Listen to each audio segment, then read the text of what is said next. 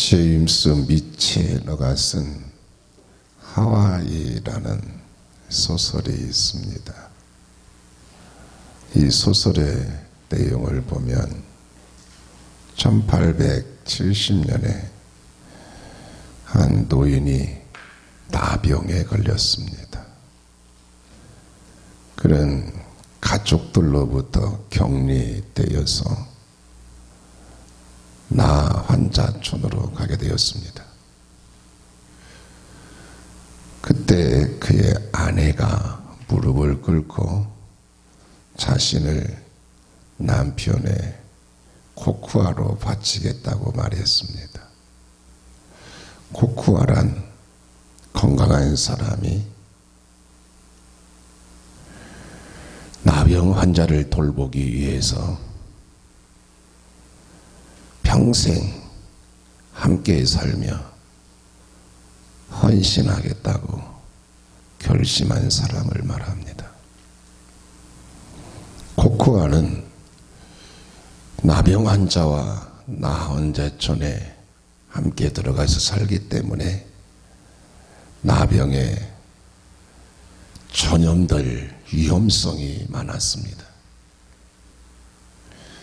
그래서 나 환자촌에 있는 섬으로 가는 배에 오를 때 관리들이 마지막으로 묻는 말이 있다고 합니다. 무엇을 위해서 떠나는지 알고 있습니까? 그 결심에 변함이 없습니까? 하고 묻는다고 합니다. 그리고 아내에게 나병에 걸린 남편을 위해 코쿠아가 되겠다고 결심한 이유가 무엇입니까? 하고 물었다고 합니다. 그러자 아내가 그것은 이미 결혼할 때 기쁠 때나 슬플 때나 건강할 때나 병들었을 때나 함께 하겠다고 서약을 한 것입니다. 하고 대답을 냈다는 것입니다.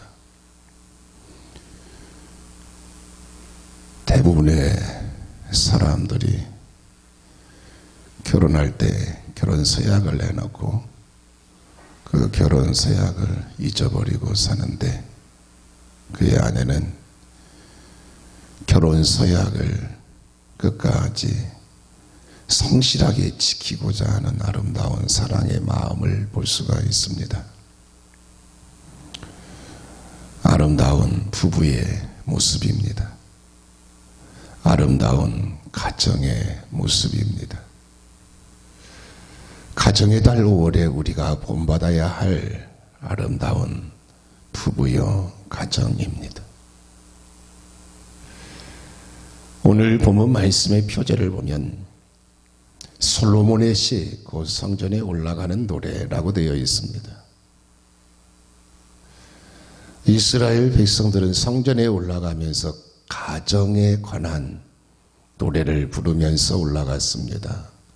왜 그렇습니까? 가정이 소중하기 때문입니다.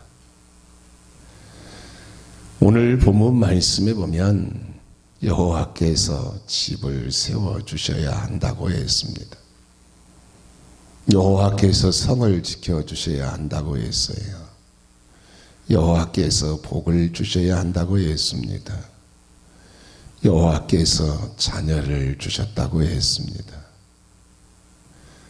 먼저 오늘 본문에서 주목되는 말씀은 본문 1절 말씀에 보면 여호와께서 집을 세우지 아니하시면 세우는 자의 수고가 헛되며 여호와께서 성을 지키지 아니하시면 파수꾼에 깨어 있음이 헛되도다 라고 했습니다.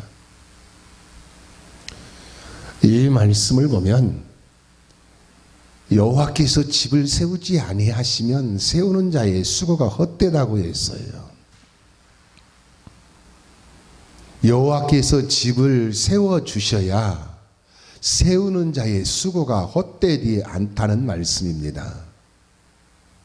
여기서 집은 가정을 말합니다. 가정을 세우신 분은 하나님이십니다. 태초에 하나님이 아담과 하와의 가정을 세우셨습니다. 하나님이 세워주신 가정은 행복의 보금자리입니다. 가정이 무너지면 행복도 무너지게 됩니다. 사람이 가정을 세우는 데에는 한계가 있습니다. 하나님이 가정을 세워주셔야 합니다. 하나님이 가정을 세워달라고 하나님께 기도하고 가정을 하나님께 맡겨야 합니다. 또 여호와께서 성을 지키지 아니하시면 파수꾼에 깨어 있음이 헛되도다라고 했습니다. 여호와께서 성을 지켜주셔야 파수꾼에 깨어 있음도 헛되지 않다는 말씀이에요. 파수꾼들은 성을 지키는 사람들입니다. 파수꾼들은 밤낮으로 성을 지킵니다. 파수꾼들이 밤낮으로 성을 지키는 일은 쉬운 일이 아닙니다. 밤에는 잠을 자지 않고 성을 지켜야 합니다. 그렇게 수고를 해도 헛되고 여호와께서 성을 지켜주셔야 한다라는 말씀이에요. 가정은 개인의 안전과 행복을 보장받는 곳입니다. 성은 공동체의 안전과 행복을 보장받는 곳입니다. 가정도, 성도, 교회도, 나라도 하나님이 세워주시고 하나님이 지켜주셔야 합니다. 솔로몬 왕은 7년 동안에 걸쳐서 성전을 건축했지요. 또 13년 동안에 걸쳐서 왕궁을 건축했습니다. 뿐만이 아니라 많은 성들을 건축을 했습니다. 솔로몬 왕은 건축에 대해서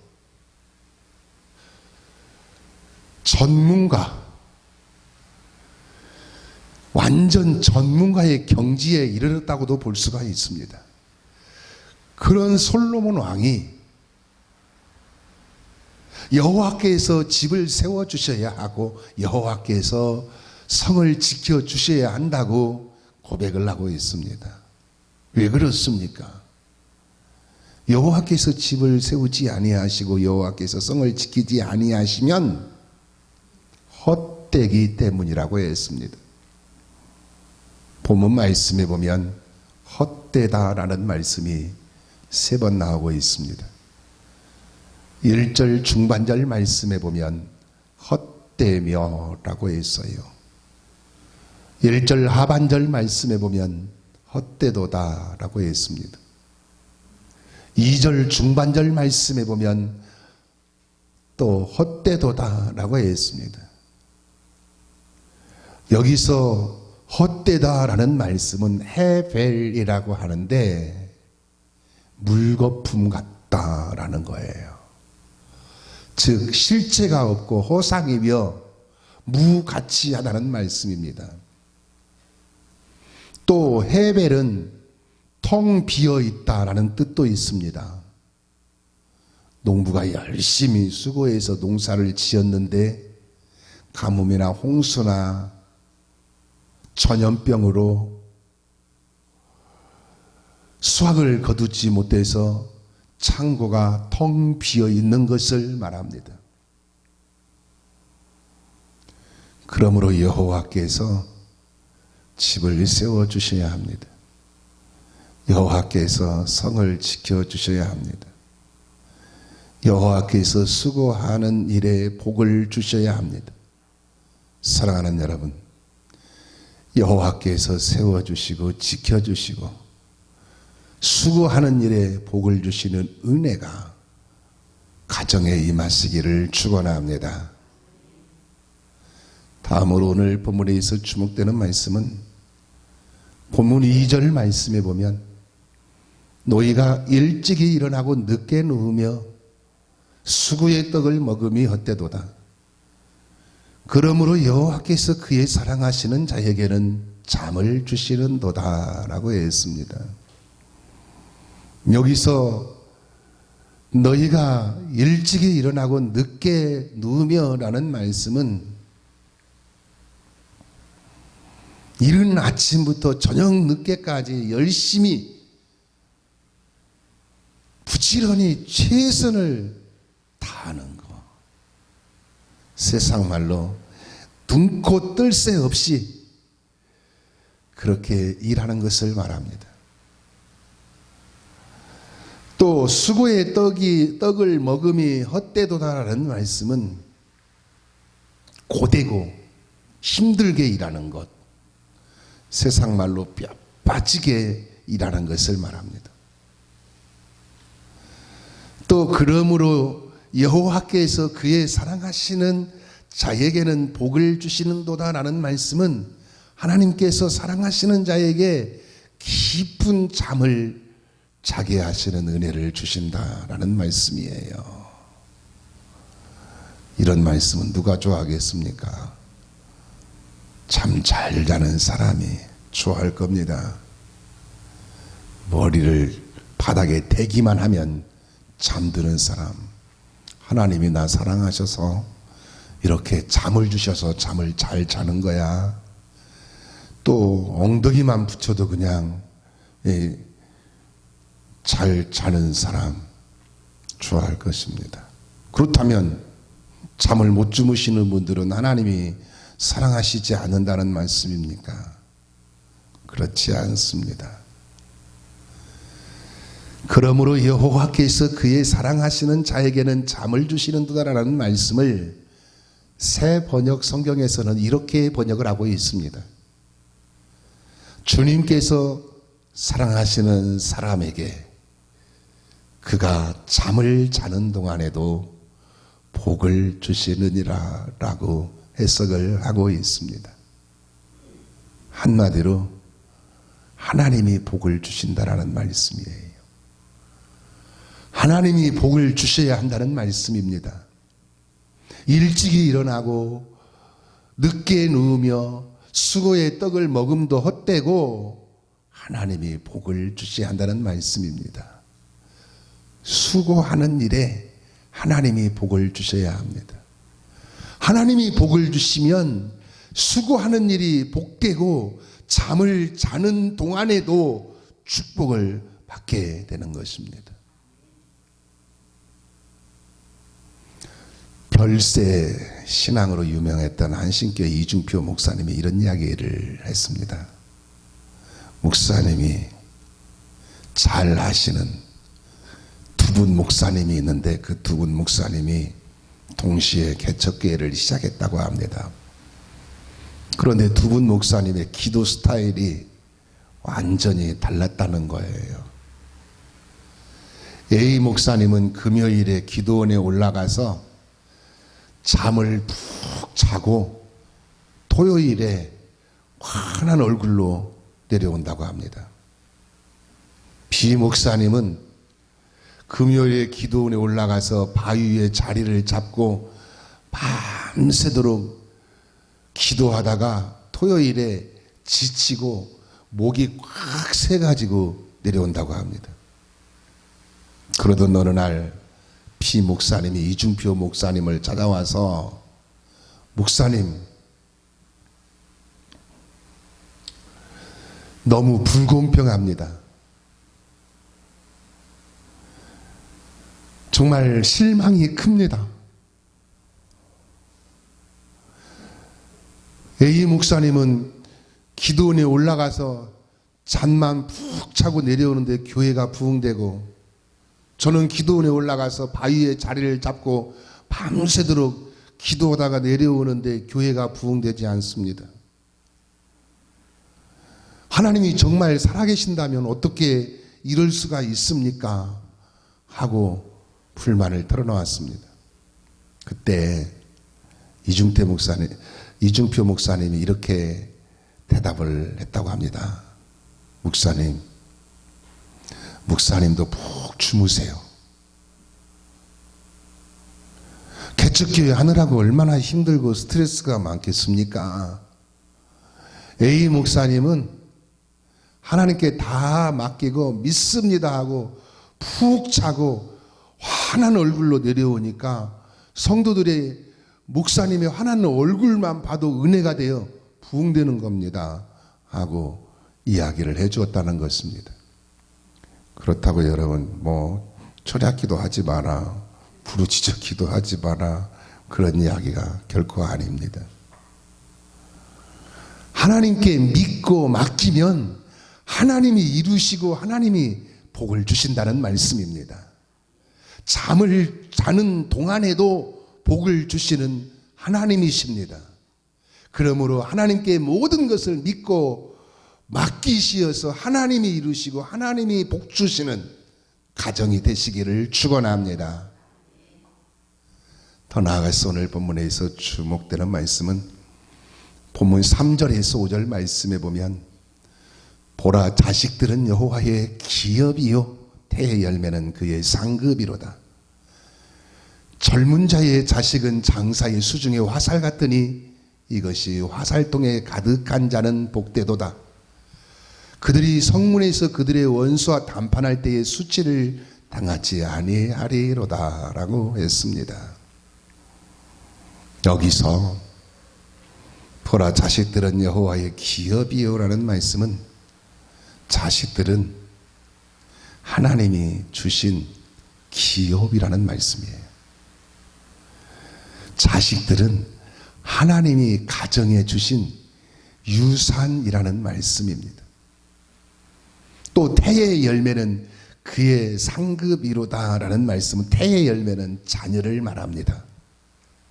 자녀는 하나님이 그 가정에 주신 상급이라는 말씀입니다. 또 젊은 자의 자식은 장사의 수중에 화살 같으니 이것이 화살통에 가득한 자는 복되도다라는 말씀은 젊은 자의 자식은 젊을 때 낳은 자녀를 말합니다. 장사의 수중에 화살이 많으면 대적을 물리치고 승리하여 생명을 보호받고 안전하게 되는 것입니다. 마찬가지로 자식이 많으면 자식의 보호를 받는 복 있는 사람이 된다라는 것입니다. 또 그들이 성문에서 그들의 원수와談판할 때에 수치를 당하지 아니하리로다. 자식들이 많아가지고 자식들이 버티고 있으면 원수도 함부로 하지 못한다라는 것입니다. 그러므로 자식이 많아야 합니다. 자식이 많은 것이 복입니다. 하나님께서 사람을 창조하시고 생육하고 번성하여 땅에 충만하라 라고 말씀을 하셨습니다. 하나님께서 아브람과 이삭과 야곱에게도 자손을 하늘의 별과 같이 땅의 티끌과 같이 바닷가의 모래와 같이 번성하게 해주시겠다고 말씀을 하셨습니다.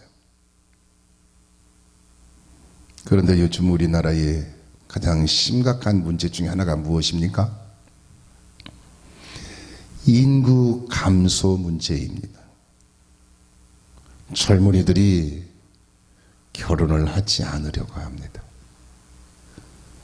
결혼을 해도 자녀를 낳지 않으려고 합니다.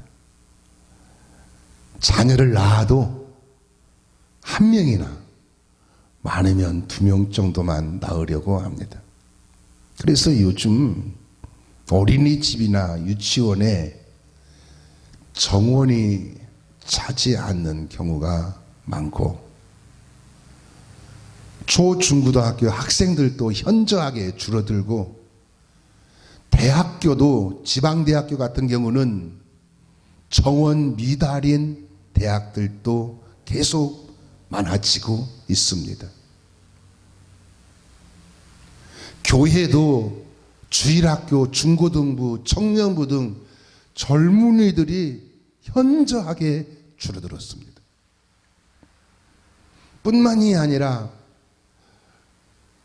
노인 인구는 많아지는데 일을 해야 하는 젊은이들이 적어지고 있습니다.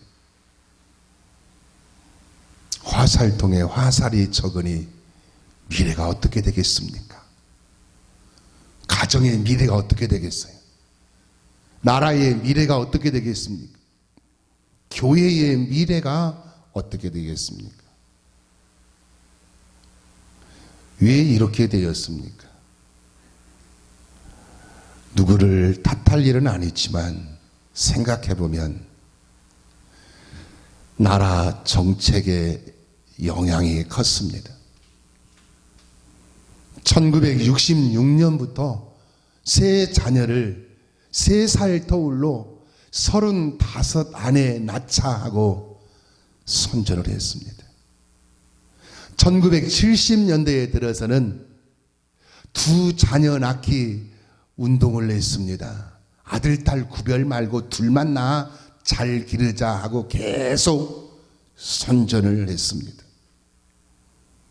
1980년대부터는 잘 키운 딸 하나 10 아들 부럽지 않다고 선전하면서 한 자녀 낳기 운동을 적극적으로 전개를 했습니다. 그래서 국민들의 의식 속에 자녀를 많이 낳으면 안 된다는 의식이 이미 뿌리를 깊이 내려버렸습니다. 하나님께서 생육하고 번성하여 땅에 충만하라고 하셨는데 나라 정책이 막아버렸습니다. 화살통에 화살이 달랑달랑합니다. 자녀는 가정의 기쁨입니다. 자녀는 가정의 행복입니다. 자녀는 가정의 소망입니다. 자녀는 가정의 미래이고 축복입니다. 설교 전에 동영상을 하나 보여드렸죠. 화면을 자세히 보신 분은 바카스 한 병이 얼마라고요?